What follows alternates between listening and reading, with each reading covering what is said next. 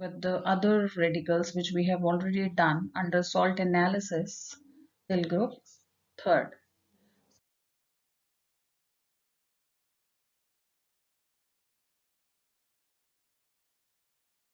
Here, this would be the first cation for group 4. There are 4 cations in group 4. So cobalt is the first one that I am discussing, and this would be in continuation experiment number 17. So let's start with 17th experiment. The aim would be to test the presence of cobalt ion, that is having the symbol capital C and small o with 2 positive charge, and then you will write down the physical tests as you always do. The chemical test will start from here. To the aqueous solution of the salt, we'll add solid ammonium chloride, mix it properly, and then excess of ammonium hydroxide to make the medium basic. Now this combination of ammonium chloride and ammonium hydroxide is a buffer. It will keep the pH under control. If you add small quantity of acid or base, small quantity I'm saying, it will control the pH and keep it in the same range in which we are carrying out the experiment so that we get results better. And then we pass H2S gas through this solution. If we get a black precipitation, it may be CO2 plus. In the fourth group, we have nickel also. That also gives black precipitation in the beginning. So when you will be writing for unknown salts, then you will be writing that if you are getting on adding ammonium chloride and excess of ammonium hydroxide in the aqueous solution of the salt, followed by passing H2S gas through the solution, if you are getting a black precipitate, it may be cobalt or nickel ion.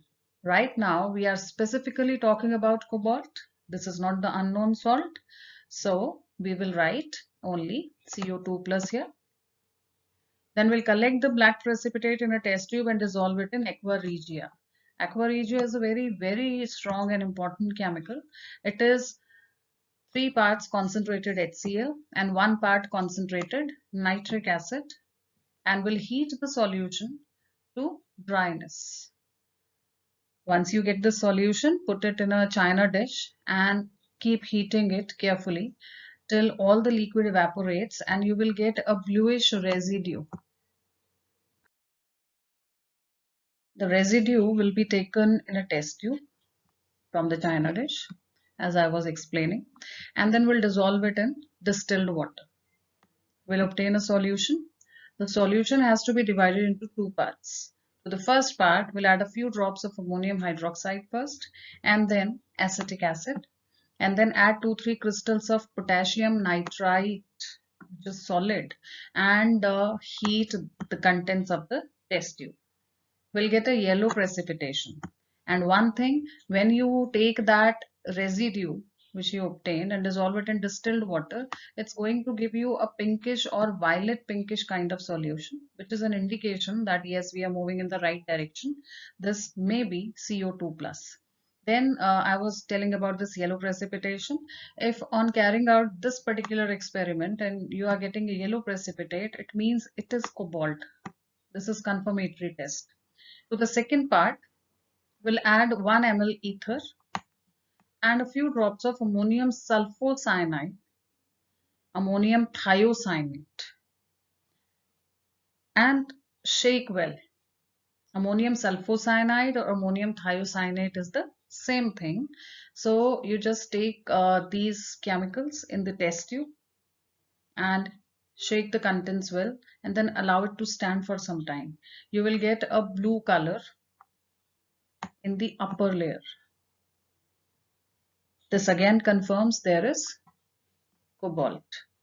We generally talk about 2 or 3 confirmatory tests because in the lab, depending upon the availability of a particular chemical, we have different options to confirm. And theoretical point of view is that we should know about these tests even if we are not carrying out, because they make your practical and theory part strong. you understand that how on adding a particular chemical reaction takes place, what are the results that you are getting, why that result is coming. If something is getting precipitated and I'm getting suppose a yellow color of precipitation, then what is that yellow compound and how is it formed? So all this is very important. Even if we do not carry out all the confirmatory tests in the lab, we should know them from Viva point of view. And the result would be in accordance with the aim, the given salt contains cobalt ion in it. These are the reactions involved. We got black precipitation that was of cobalt sulfide because we passed H2S gas through the solution. And then cobalt sulfide was treated with aqua regia and we got a blue residue that is cobalt chloride, the solid, which is treated with potassium nitrite and gave you cobalt nitrite. Further, we added acetic acid to it to obtain the corresponding salt and HNO2. This HNO2, nitrous acid we call it, reacts with cobalt nitrite and further gives us CONO2 whole thrice. That means basically cobalt is getting oxidized from +2 to +3 oxidation state and we get NO in the process. Then the oxidized form of cobalt in the form of its nitrite is again treated with KNO2. Basically, these are the stepwise reactions which are taking place. And finally, once again this KNO2, potassium nitrite, which is already there in the container, this will react with the CONO2 whole thrice, which is produced during the reaction, and you get this complex. This complex is yellow in color. And the next one is cobalt chloride. The residue, the solution, was treated with potassium thiocyanate or ammonium thiocyanate. You can take any one of them, whatever is available. Because in the test I mentioned ammonium thiocyanate and ammonium sulfocyanide. So basically this thiocyanate ion is carrying out the test. So cation may be ammonium or potassium, whichever is available. And then you have blue coloration because of the formation of this complex, COCNS4. This particular complex is blue in color. So the last two are confirmatory tests. So we have completed cobalt analysis. Then we have experiment number 18, nickel. First you will carry out the physical test, color, order, solid. Now the chemical test. To the aqueous solution of the salt, we'll add ammonium chloride and ammonium hydroxide. This is the group reagent along with H2S. So if somebody asks you what is the group reagent for group 4, it will be solid ammonium chloride and excess of NH4OH. In their presence, if I pass H2S, this is the group reagent. Once you do that, like in case of cobalt, here also you will get the black precipitate. So I will say it may be nickel here. I'll collect the precipitate and dissolve it in aqua regia and heat the solution to dryness. The yellow residue is obtained in this case. So from here, the distinction will start from cobalt. There it was a different colored residue. You will take the residue in a test tube and dissolve it again in distilled water. It will give you a greenish yellow solution. So I'll write it may be nickel ion. I'll divide the solution into two parts. To the first part, I'll add a few drops of ammonium hydroxide solution dropwise till alkaline. And then I'll add DMG, that is dimethyl glyoxime solution, just a few drops of it. And instantly it will give you a beautiful bright red precipitation, which confirms it's nickel ion. The second confirmatory test is to the second part of the above solution. I'll add NaOH and bromine water and boil the solution. I'll get a black precipitate. So this again confirms it's nickel. And then we'll write the result. The given salt contains nickel ion in it. Now the reactions involved. The first one is preliminary test. We get a black precipitation because of the formation of nickel sulfide, NiS. Then we dissolve it in aqua regia and we will be getting yellow residue because of NiCl2 formation. And this is the confirmatory test with the dimethyl glyoxime, which is having this structure. And because of the lone pair on nitrogen, it is giving us a stable cyclic complex. This is the structure. So red precipitation is because of the formation of this complex. Here Ni is in the center, nickel ion, and it is surrounded by 4 nitrogens of these DMG molecules, which are making a coordinate bond with it. So this is a stable complex. Red precipitation is because of the formation of this. Now this is experiment number 19 for manganese ion, which belongs to group 4.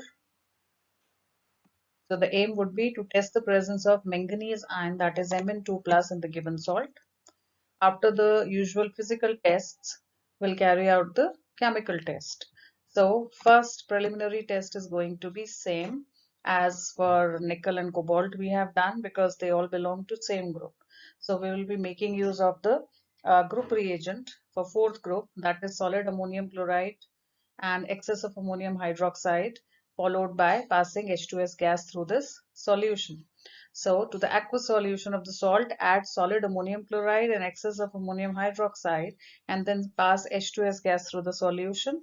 Now here we are going to get a light pinkish colored, buff colored, flesh colored precipitate.